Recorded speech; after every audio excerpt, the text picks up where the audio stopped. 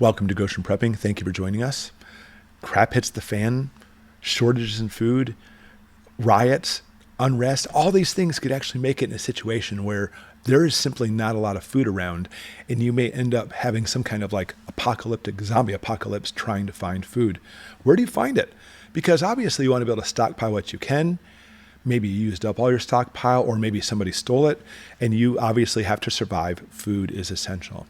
So I'm going to go through a whole bunch of places you might want to consider getting food from if crap hits the fan. Now, I am not at all advocating stealing, obviously. I made a video a few days ago about a jiggler you can actually do to open up someone's car.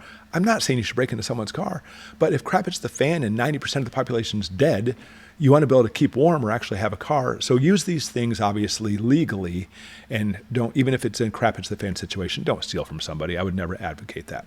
All right, stay to the end. I'm going to show you the best at the end. But obviously you can't depend on simply like grocery stores or Costco when crap hits the fan. You know that's where everybody's going to go. People who are not preppers, people who are in panic, that's the first place to go. It's going to become a bloodbath. So you can't depend on just grocery stores. So here's 15 other ways you can actually get food. Number one, first of all, learn to garden. And I really mean learn to garden now. Don't wait. There's a lot of tricks to it, and it's not, in many cases, it's not as easy as you think it would be. Trying to get the plants to grow and actually produce fruit, having the chemical balance for the soil, the right soil temperature, your growing zone, the list goes on and on. So learn now. Number two, raise animals. This could be something simple as chickens or possibly rabbits. Quail are good ones too. You can actually go up higher and get into like having a cow or a goat, sheep, all kinds of animals to be able to provide food and other things for you as well. Number three, learn to hunt. And I think we're going to have some kind of mass situation where there's a lot of people going out in the wilderness trying to survive. I think hunting is going to be pretty slim. I think that the majority of the animals are going to be close to extinction, if not completely gone, because everybody will be looking for food. And we're talking about deer all the way down to little squirrels will probably be disappearing as they become people's dinners. Number four, we love to forage. Foraging is so much fun if you know what you're doing. And we're talking about food, berries, fruits, all kinds of different things you can find in the forest, including mushrooms too. We love up in Michigan mushroom hunting, and you can get a lot of food which you would normally pass right by in the woods and not even know it's something that's edible. Number five, find the best fishing spots. And not only is it fun and relaxing, but obviously can produce a lot of food for you. We actually have a lake for us about a mile walking distance from here. It's great. We can go through some trails and get over there and get some fishing done. Talk to your local people, see if they'll actually show you the good fishing spots or what bait and stuff to use, because it does take a little practice to get down there and get it done.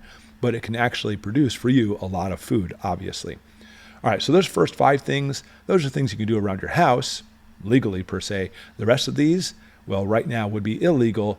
Again, I highly recommend you don't do these things, but if there's nobody else around, most of mankind's kind of gone, and you need to survive, we're talking about the Walking Dead apocalypse situation, you may want to consider the next one.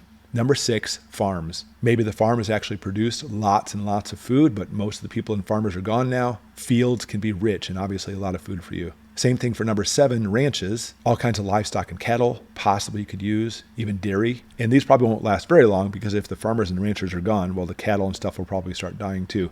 So keep that in mind. Number eight, abandoned semis. Of course, semi-trucks, the 18-wheelers or more wheelers up here in Michigan, are the lifeblood of the United States, transporting food everywhere. And if there's some abandoned truck somewhere full of food, that may actually be something you could tap into. Number nine, food manufacturing plants. And these are actually starting to disappear, aren't they? Random fires and explosions mysteriously. But if you actually are in a town or an area that has a food manufacturing plant and it's been abandoned now, we're not only talking about the food that they're producing, but they have a lot of raw ingredients in there as well, may actually be able to produce a lot of food for you that's still there for you that you can take advantage of. Number 10, food pantries. And even though these are actually becoming less and less abundant, they're not getting the food like they used to. When crap hits the fan, they may still have enough food for you there. Number 11, cafeterias. Cafeterias are often stocked full of all kinds of number 10 huge cans of food. You can find cafeterias obviously in schools, prisons, hospitals, etc., or IKEA. Number 12, restaurants. This almost goes without saying, and I think a lot of restaurants will be ransacked like the grocery stores will, but obviously they can have a lot of food there too. 13, grain elevators. Out in the country, we actually buy a lot of feed from the grain elevator stores. They're really great because those monstrous silos, they used to come in by train. In some places they still are, but now, like the one we have, actually comes in by truck. They're full of all kinds of grains you could actually utilize. If they become abandoned, no people around anymore, can feed you for a long time. Number 14, rail lines. Trains that have been abandoned way out in the country may still have boxcars full of food. It's worth a shot. And 15, military installations. Yeah, we're talking about certainly if things have been abandoned. You do not. I mean, you don't want to break into the other stuff for steal. That's not what I'm condoning. But you certainly need to be careful at a military installation. Lethal force can be authorized. But either way, military actually has lots of stockpiles of food in those situations. But you know what? Walking Dead, crap, it's the fan, no people around anymore. You may be able to find a lot of food there to keep you fed as well. All right, there's 15 things for you besides grocery stores, which will be awful. What would you add to the list? Because trying to find food, scavenging food after crap hits the fan obviously is vital. You want to be able to stay alive by eating.